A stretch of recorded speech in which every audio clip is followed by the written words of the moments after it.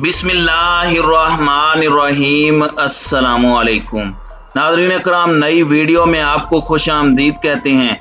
Iran और Israel एक दफ़ा फिर आमने सामने आ गए हैं। इसराइली वज़ीर आज़म नफ्ताली बेनेट का कहना है कि ईरान का जौहरी प्रोग्राम अपने आखिरी मराहिल में दाखिल हो चुका है। ईरान ने तमाम सुर्ख लकीरें अबूर कर ली हैं।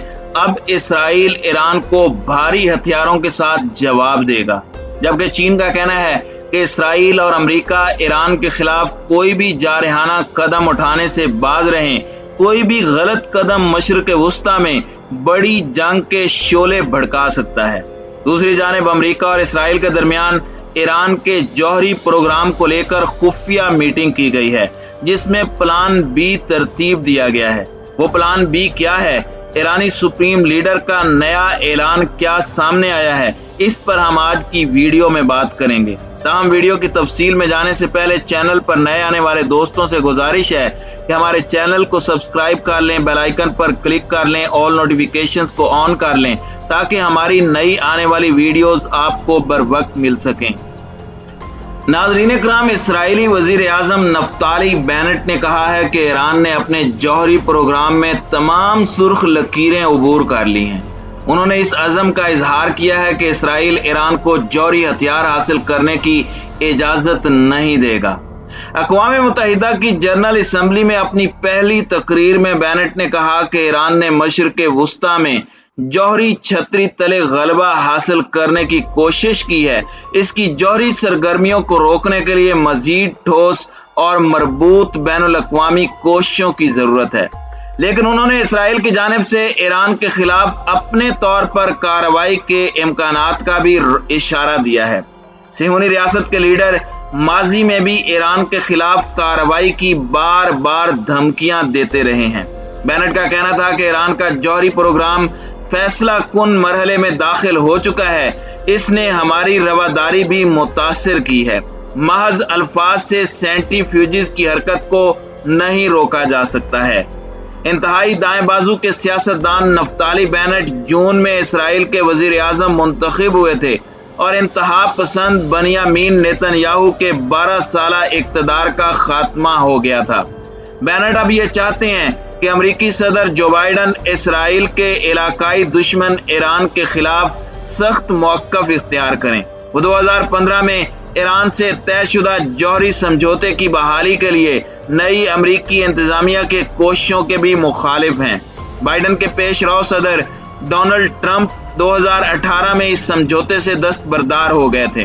वियना में अमेरिका और ईरान के दरमियान इस जौहरी मुआहदे की बहाली के लिए गुज़श्ता 3 माह से बिलवास्ता मुज़ाकरात ताअत्तुल का शिकार हैं। दोनों मुल्कों के हुक्काम के दरमियान अप्रैल से जून तक बिलवास्ता मुज़ाकरात हुए थे, लेकिन उनमें दो तरफा इख्तलाफी उमूर तय नहीं हो सके थे। अब अमेरिका ईरान के नए सख्त गिर सदर इब्राहिम रईसी के अगले इकदाम का मुंतजिर है। नफ्ताली बेनेट ने अक़वाम मुत्तहिदा की जनरल असम्बली के 76वें इजलास में अपने पेशरो नेतन्याहू के मुकाबले में कम सख्त और तुर्श रवैया इख्तियार किया है। नेतन्याहू अक्सर आलमी फोरमों पर ईरान के खिलाफ अपने इल्जामात को ड्रामाई शक्ल देने के लिए बसरी आलात पर इन्हिसार करते थे। उनके तर्ज अमल को नाक़दीन एक सियासी स्टंट करार देते थे और उन्हें तंज का निशाना बनाते रहते थे। लेकिन बेनेट का भी नेतन्याहू की तरह बिलइसरार कहना था कि ईरान को जौहरी हथियार बनाने से रोकने के लिए हर मुमकिन इकदाम किया जाएगा, क्योंकि इसराइल एक जौहरी ईरान को अपने वजूद के लिए खतरा समझता है, जबकि ईरान मुसलसल इस बात की तरदीद करता चला आ रहा है कि वो जौहरी बम बनाना चाहता है। उसका कहना है कि उसका जौहरी प्रोग्राम पुरअमन मकासद के लिए है। उन्होंने कहा है कि ईरान का जौहरी हथियारों का प्रोग्राम एक नाजुक मकाम पर है। इसने तमाम सुर्ख लकीरें अबूर कर ली हैं। इसने जौहरी तवानाई के आलमी इदारे के मुआयने को नज़रअंदाज कर दिया है और अब वो उससे दूर हट रहा है।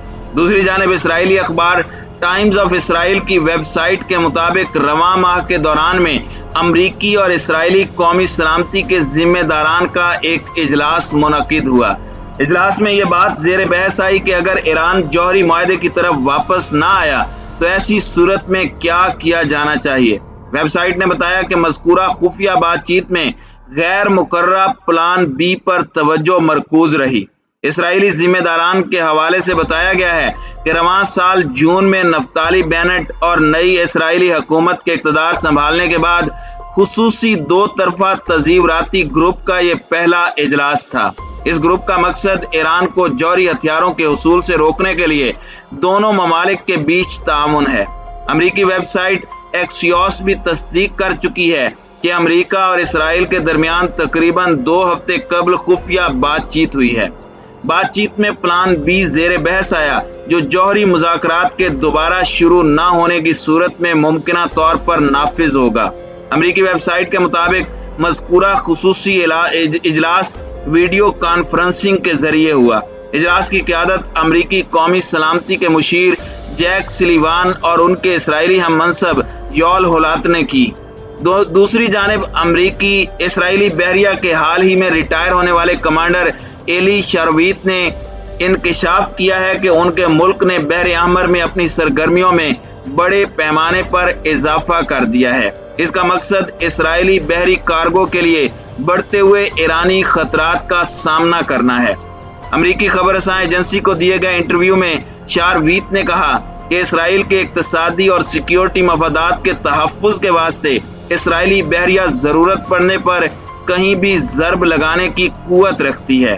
گزشتہ عرصے کے دوران میں مغربی رپورٹوں میں انکشاف کیا گیا کہ 2019 سے تہران اور تل ابیب کے درمیان تیزی سے بڑھتی غیر اعلانیہ بحری جنگ کے دوران میں تقریباً 20 بحری جہازوں کو نشانہ بنایا گیا۔ فارس نیوز ایجنسی کے مطابق چین کی وزارت خارجہ کے ترجمان لی جیان یو نے پریس کانفرنس کے دوران صحافیوں سے بات چیت کرتے ہوئے کہا ہے کہ چین نے ہمیشہ اس موقف پر زور دیا ہے کہ تمام فریقوں کی جانب سے بور جام معاہدے پر مکمل اور بھرپور عمل درآمد سب کے فائدے میں ہے۔ ان کا کہنا تھا کہ امریکہ اور اسرائیل دو ایسے فریق ہیں جنہوں نے ایران کے جوہری پروگرام سے متعلق نئی کشیدگی کا آغاز کیا ہے۔ ایران کے خلاف زیادہ سے زیادہ دباؤ پر مبنی اپنی غلط پالیسیوں کا امریکہ ازالہ کرے۔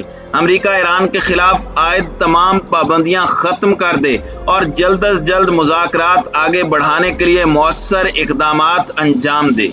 لی جیان یو نے کہا کہ چین تمام فریقوں سے تعاون جاری رکھے گا اور ایران کے ساتھ جوہری معاہدے کو اپنے اصلی راستے پر واپس لانے کے لیے کسی بھی کوشش سے دریغ نہیں کرے گا۔